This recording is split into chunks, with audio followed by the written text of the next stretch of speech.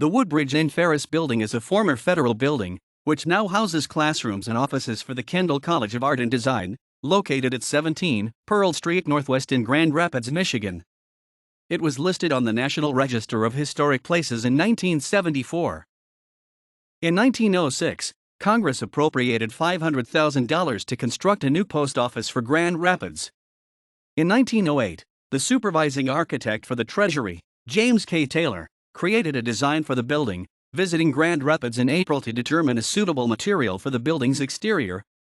On February 12, 1909, Alice Roosevelt Longworth and her husband Nicholas Longworth laid the building's cornerstone. The building was used by the U.S. Circuit Court until 1912, as well as the U.S. District Court and the Post Office.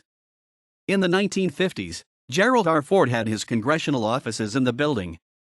In 1972, the post office and the court moved out into a new building. By 1981, the bottom levels of the building were converted to house the Grand Rapids Art Museum. That same year, the federal government turned the building over to the city of Grand Rapids. The Art Museum moved to a new building in 2007, and the former post office building sat vacant, although occasionally used for art shows. In 2010, Ferris State University leased the building from the city and began redeveloping the building for use by the Kendall College of Art and Design. Redevelopment was completed in 2013, and the building was renamed after the founder of Ferris State, Woodbridge N. Ferris.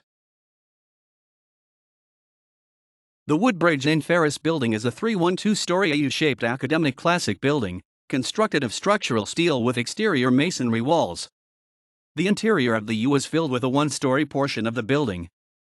It measures approximately 184 feet by 124 feet.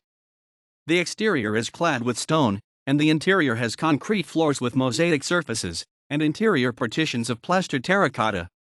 The roof originally had a slate surface, but is now covered with metal. The front facade is divided into 3 horizontal segments. The lower portion is the half-story basement, which is covered in large, smooth stones and has small windows. The next segment contains the first story, a Renaissance Revival-style section containing large windows with arched heads and voussoired stones. The upper section of 2 floors contains half-round engaged columns along the front facade, modified into pilasters on the sides. Across the top is a classic cornice with small pediments at each end of the front facade.